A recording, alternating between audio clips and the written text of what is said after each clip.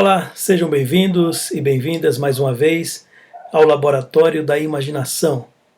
Hoje nós iremos conversar sobre um texto belíssimo chamado Noites Brancas. Este será o terceiro e último texto da nossa série Amor e Literatura. O texto Noites Brancas foi escrito por Fyodor Mikhailovich Dostoiévski no ano de 1848, quando o autor tinha apenas 27 anos de idade. Esse texto ele é bem interessante porque ele narra a história de um amor que se deu entre um personagem que não tem nome na história, mas é identificado como um jovem sonhador, e uma menina de 17 anos de idade que tem nome. O nome dela se chama Nastienka. O encontro destes dois personagens se dá na primavera em São Petersburgo. O local e o ambiente marcam a história e inclusive dá nome a esta novela como Noites Brancas. O que são as Noites Brancas? Noites Brancas é um fenômeno atmosférico que acontece entre o final de maio e meados de julho, durante o qual o Sol fica muito próximo à linha do horizonte, e por isso o céu não fica escuro, como um intervalo entre o anoitecer e o amanhecer. É interessante que, durante a Copa do Mundo de Futebol em 2018, a abertura das comemorações se deu em 14 de junho. O sol nasceu às 3h44 e se pôs às 21h15. Então, nesta época em que se deu a abertura da Copa do Mundo de Futebol em 2018, estava justamente nesse período aí desse fenômeno chamado Noites Brancas. Esses personagens, então, eles se encontram em um famoso afluente que corta o centro da cidade de São Petersburgo, que é o afluente Fontanka. É um grande rio que mede 6,7 quilômetros de comprimento, 70 metros de distância entre uma borda e outra e 3,5 metros de profundidade. A primavera em São Petersburgo é bem interessante porque em abril a neve começa a derreter. Em maio as árvores começam a florescer, a temperatura começa a subir e o verde toma conta da paisagem. A paisagem primaveril é sinônimo de alegria, de bom humor e de romance. Então esta novela de Dostoiévski ela é carregada com estas imagens alegres, de bom humor e imagens românticas. Mas também demonstra como que o personagem ele acaba, não obstante esse ambiente bonito e cheio de riso e de alegria, ele é um personagem solitário e que este encontro acaba sendo para ele um momento muito especial em sua vida. A primavera em São Petersburgo vai até 21 de junho e foi justamente nesse período que aconteceu as cenas desta novela Noites Brancas. E nós iremos contar a história desta novela Noites Brancas de acordo com a divisão que ela mesmo traz. São 4 noites e uma manhã. Mas antes de entrarmos na história da novela Noites Brancas, eu quero mostrar para vocês algumas imagens que eu selecionei de São Petersburgo nesse período aí de primavera em que a novela se passa. Vamos ver.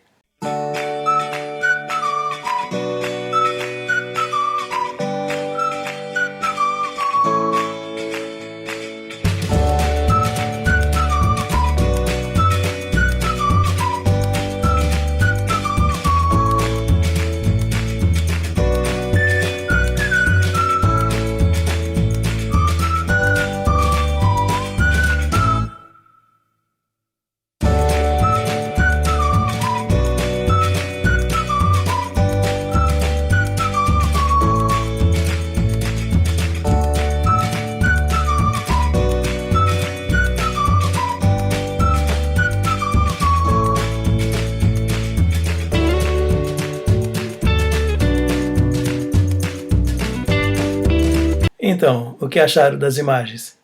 De fato, são imagens muito lindas e dá muita vontade, inclusive, de conhecer São Petersburgo e conhecer esse ambiente maravilhoso em que se passou essa novela. Mas então, enquanto não temos essa oportunidade de viajar até São Petersburgo, vamos viajar em imaginação até este cenário e conhecer esta novela Noites Brancas. Vamos lá!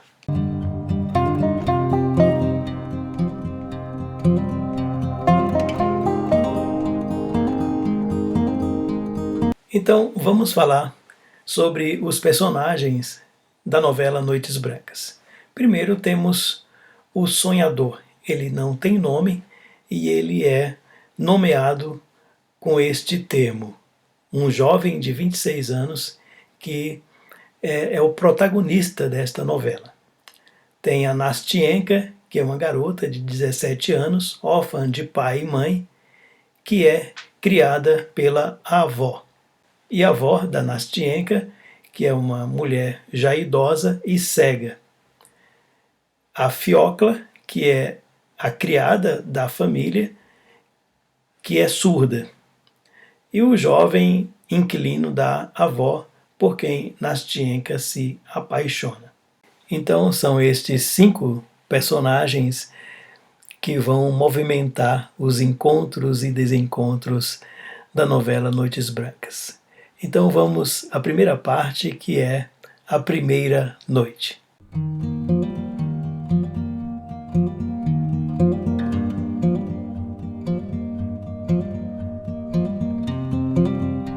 A primeira noite, ela é carregada de acontecimentos e eu daria o nome desta primeira noite de O Encontro. Porque, na verdade, esse personagem ele está morando em São Petersburgo há 8 anos e durante todo esse tempo ele sequer fez uma amizade. Ele diz que estará 3 dias caminhando pela cidade e procurando entender o que se passava no seu interior. Ele meio que estava sentindo uma espécie de mal-estar. Ele então caminha pela cidade, nos pontos turísticos de São Petersburgo, e ele caminha pela perspectiva Nevsky, pelo Jardim de Verão e pelo cais do rio Fontanka. Nesses lugares ele vê pessoas, ele até gostaria de traçar algum tipo de conversa, iniciar algum tipo de relação com essas pessoas, mas ele é muito tímido e de fato ele não consegue. Tem uma passagem, inclusive, em que ele encontra por 3 vezes uma pessoa já idosa e meio que eles se olham, mas eles evitam se cumprimentar, mesmo que na visão dele ele quisesse cumprimentar aquele homem idoso. Mas, enfim, ele não cumprimentou por conta de timidez. Ele fala que ele conhece toda a cidade de São Petersburgo e que ele, inclusive, é bem relacionado. E ele vai então dizer com quem ele é bem relacionado. Ele fala que ele conhece os edifícios. E eu queria ler para vocês, então, uma conversação entre ele e os edifícios de São Petersburgo. Ele diz assim: também conheço os edifícios. Quando passo diante deles, disse-ia que cada um dos prédios mal me vê, põe-se logo a correr, avança 2 passos à frente, me olha por todas as suas janelas e me diz: bom dia, aqui estou. Como tem passado? Eu felizmente estou bem, mas para o mês de maio vão acrescentar-me outro andar. Ou então, bom dia, como está? Sabe uma coisa? Amanhã vão rebocar minha fachada. Ou finalmente, olhe, houve fogo e estive quase a ficar todo queimado. Se soubesse o susto que eu tive, e outras coisas do gênero. Então ele mostra o diálogo que ele traça com esses prédios, com esses edifícios. E ele então fala de um acontecimento específico que ele acabou tendo em um desses diálogos. Olha só o que ele disse. Eu nunca esqueci a história das minhas relações com aquela casinha pequenina, de um cor-de-rosa claro, de que eu gostava tanto. Era uma casinha encantadora, olhava-me sempre com muito afeto, e estava tão orgulhosa de sua beleza entre as vizinhas vulgares que o meu coração alegrava-se quando passava diante dela. Mas eis que na semana passada, quando entrei na rua e olhei para minha amiguinha, ouço um clamor lastimoso. Olha o que me fizeram! Pintaram-me de amarelo. Que bárbaros! Que perversos! Não respeitam nada, nem as colunas, nem as cornifas. De fato, a minha amiguinha estava amarela como um canário.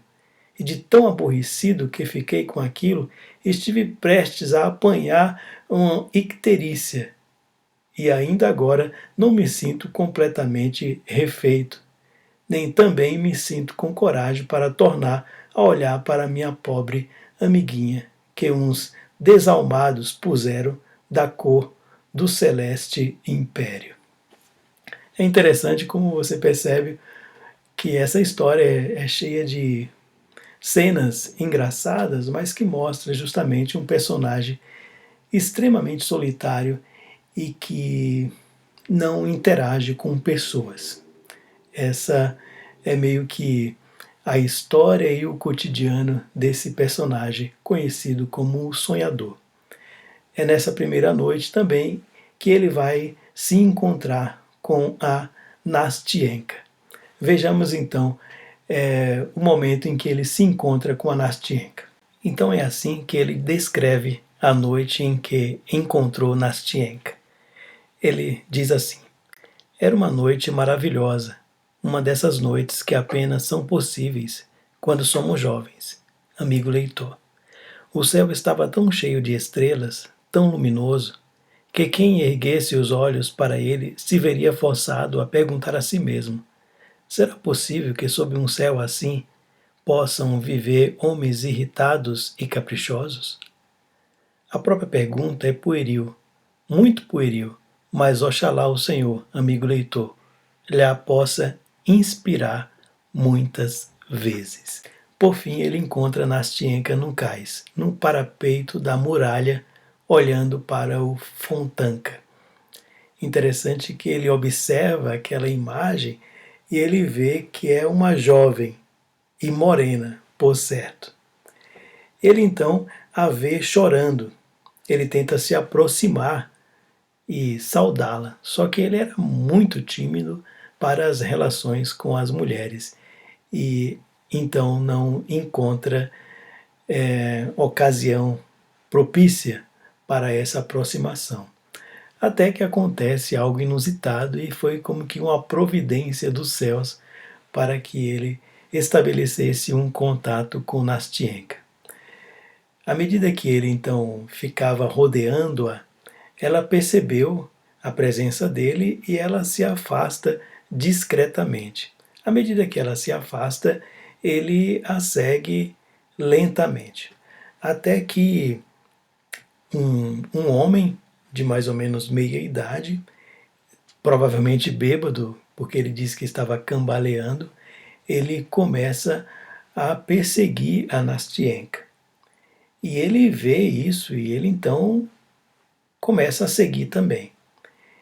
De repente, quando a Nastienka dá um grito, porque a aproximação daquele homem estava muito iminente, assim, ele então se aproxima com a bengala na mão, provavelmente a bengala daquele senhor que ele queria estabelecer uma conversação, e ele meio que afugenta esse homem e dá o braço a Nastienka e a acompanha até a casa dela.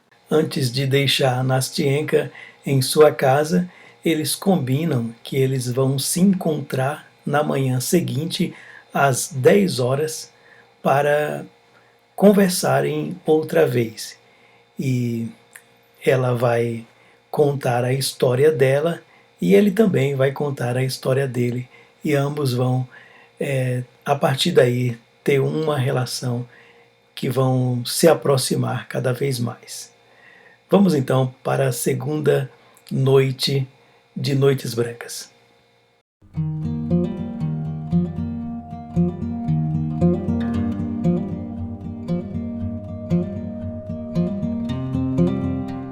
Na segunda noite, eles combinam que cada um contará para o outro a sua história.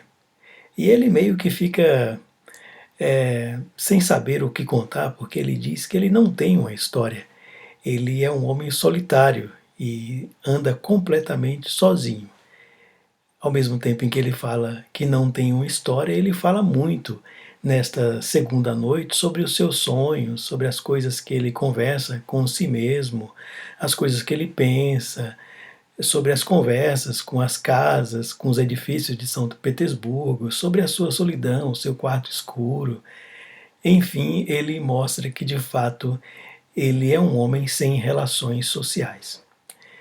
Ela começa então a contar para ele a sua história, mas ela conta para ele a sua história esperando que ele dê a ela um conselho, e um conselho de amigo. Ela conta que há 2 anos a avó dela pregou um alfinete na saia dela e na saia da Nastienka. E a Nastienka então ficou obrigada a estar ao lado da avó sempre. E ela disse que o que ela fazia ao lado da avó era trabalhar, ler e estudar. E isso durante 2 anos. A Nastienka, então, ela vai contar que a história dela, ela resumia em 2 partes. A parte que se relacionava à avó dela e a segunda parte que se relaciona a esse inquilino jovem por quem ela se apaixonou. É interessante também uma frase que o sonhador ele fala nesta segunda noite, e a frase diz bem assim: e uma pessoa abana a cabeça e murmura, como os anos passam depressa, e pergunta ainda, que fizeste durante esse tempo? Chegaste realmente a viver ou não? É uma frase bastante existencialista, né? Em que ele faz essa pergunta: como os anos passam depressa, você aproveitou este tempo e chegou a viver, pelo menos? É uma pergunta que é colocada aí nesta segunda noite. Então, a história do sonhador não tem muito o que contar nesse aspecto de relações humanas, mas tem muito a contar das interiorizações, dos pensamentos, das reflexões, dos sonhos que ele tem, dessas conversas consigo mesmo. Já a história de Nastenka conta da avó dela e dessa paixão por esse rapaz que ela vai contar mais especificamente, e nós iremos ver que tipo de relação ela construiu com esse rapaz. A história de Nastienka com este inquilino da avó dela é interessante porque eles tiveram alguns contatos amistosos com a avó e com Nastienka e este inquilino, que deixou então uma forte impressão em Nastienka. Certo dia, o inquilino diz à avó que terá que ir embora para Moscou e ele não vai continuar na casa. Nessa noite em que antecede o dia em que ele iria embora, Nastienka, de uma maneira assim muito ofegante e de certa forma desesperada, arruma as suas roupas e à noite vai até o quarto deste inquilino e diz a ele que ela quer ir embora com ele. Ele parece ser um homem honrado e ele fala: olha, eu não tenho condições financeiras para levá-la comigo, mas eu vou para Moscou. Então ele promete que assim que ele tivesse em melhores condições, ele iria fazer de Nastyenka a sua esposa. E o texto dessa fala diz assim: Juro-te que se algum dia me encontrar em situação que possa casar-me, serás tu a minha eleita, aquela que espero me há de fazer feliz. Juro-te que não poderia ser outra senão tu. Mas ouve ainda uma coisa. Eu agora tenho de partir para Moscou, onde devo ficar 1 ano. Espero arranjar uma colocação durante esse tempo. Se quando eu voltar, tu ainda gostares de mim, juro-te que havemos de ser felizes os dois. Mas agora é impossível. Estou na maior pobreza e não tenho o direito de prometer-te nada. Então, após essa conversação, ela fica esperando de fato que ele cumpra a sua promessa e ao mesmo tempo ela passa esse período todo na expectativa de que ele consiga construir essas condições e voltar para casar com ela. E justamente nessa segunda noite em que ela está conversando com o sonhador, ela diz que ele voltou de Moscou e está na cidade há 3 dias, porém não a procurou ainda. E eles meio que combinam que ela vai fazer uma carta, o sonhador vai tentar entregar essa carta para ele, para que eles possam de fato se encontrar. E a segunda noite então termina neste pé, e a terceira noite é o momento em que eles vão se reencontrar para saber do resultado desse encontro do sonhador com esse inquilino da avó, que é a pessoa por quem Nastyenka se apaixonou e espera o reencontro.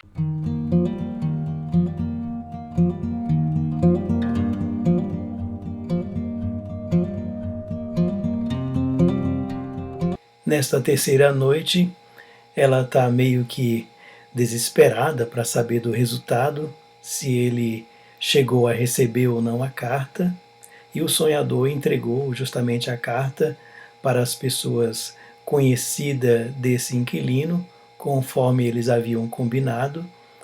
E nessa terceira noite eles estão aí eufóricos nessa expectativa se o amado da Nastyenka irá encontrá-la ou não, se ele recebeu a carta ou não. É interessante uma frase que ele diz e também um texto que ela fala a respeito do amor dela para com o sonhador e também para com este rapaz. Vejamos então essa frase. O sonhador, refletindo sobre esses encontros com a Nastyenka, ele diz bem assim: na verdade, é digno de reparo aquilo que a alegria e a felicidade podem fazer de um homem, como o amor exalta o nosso coração.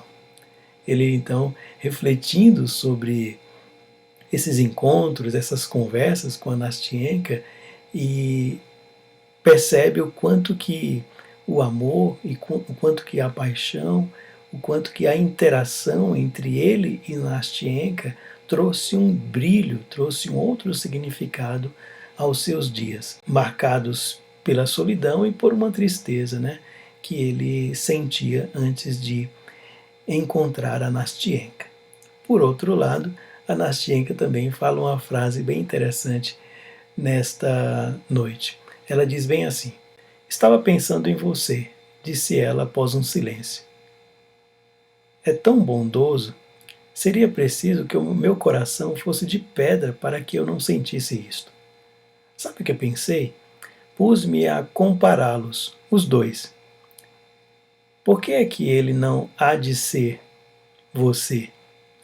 Por que não será ele como você?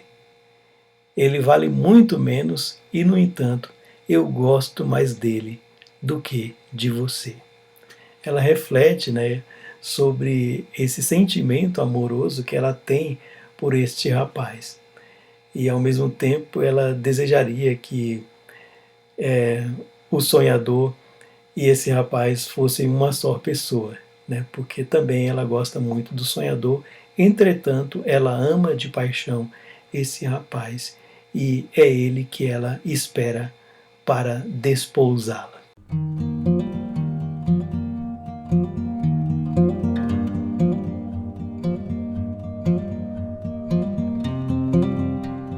A quarta noite é interessante porque o pretendente de Nastienka, ele demora a chegar e meio que ela fica desesperada, desconsolada e já desistindo de esperá-lo. Nesse tempo, o sonhador se declara para ela. Ele diz: eu a amo, Nastienka. Esta é a verdade. E ela ouve essa declaração com muito carinho, com muita atenção, e de certa forma também ela vai tomando ele como esta figura, esta pessoa que irá substituir o pretendente dela. E ela então se declara para o sonhador e eles meio que vão conversando e planejando aí viverem juntos. Ele diz que ele vai então alugar a casa que estava vazia, pois o inquilino que ficou com a casa depois que o pretendente da Nastienka foi para Moscou tinha deixado a casa e ele, o sonhador, pretende então alugar a casa e eles construírem aí uma vida juntos. Mas o sonhador, ele diz que ele é pobre e que teria que fazer alguns malabarismos para eles se sustentarem, tanto a Nastienka quanto o sonhador. A conversa está nesse pé e, de repente, o que acontece? O que aconteceu, então, foi o encontro de Nastienka e o seu pretendente. Eu vou ler para vocês este encontro, como se deu. O sonhador, então, está naquela empolgação, né, porque eles estão planejando viverem juntos, e ele meio que está sonhando acordado. E ele diz bem assim: olhe para o céu, Nastienka, olhe para cima, amanhã vamos ter um dia lindo. Como o céu está azul, e olhe para aquela lua, aquela nuvenzinha pardacenta vai escondê-la dentro de um momento. Veja, veja. Não, afinal, passou roçando só ao de leve. Repare, repare. Mas Nastienka não via as nuvens nem o céu. Tinha se quedado de pé rígida junto de mim e depois apertou-se com força contra o meu corpo.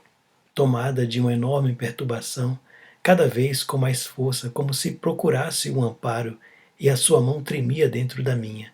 Olhei para ela e ela apertou-se ainda mais de encontro a mim. Naquele momento passava perto de nós um homem moço, o qual nos olhou fixamente, hesitou, deteve-se por um instante e depois afastou-se 1 ou 2 passos. O meu coração deu um salto. Nastienka, quem é aquele homem? Perguntei-lhe em voz baixa. É ele, murmurou ela, e segurou-se ao meu braço a tremer. Nastienka, Nastienka, és tu? Chamou de repente uma voz por detrás de nós. E em seguida o rapaz de a pouco aproximou-se.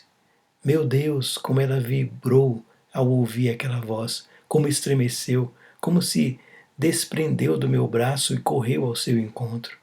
Eu estava parado e olhava para o rapaz, que parado também olhava. Mas, mal ela lhe tinha estendido a mão e apenas tinha acabado de se lançar nos seus braços, largou-o, e antes que eu tivesse dado conta, já estava de novo junto de mim. Cingia com os 2 braços o meu pescoço e depunha sobre os meus lábios um beijo ardente. Depois, sem dizer uma palavra, correu de novo para ele, pegou-lhe nas mãos e levou-o. Fiquei ainda ali por muito tempo a olhar para eles, que não tardaram em desaparecer da minha vista.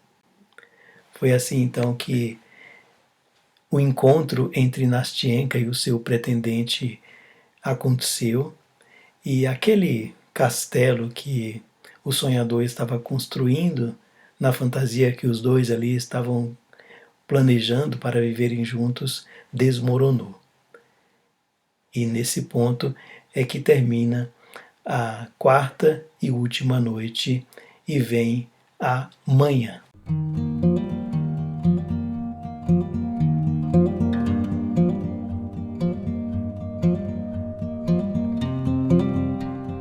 O texto que enche esta parte da novela chamada Amanhã é uma carta que o sonhador recebeu da Nastienka.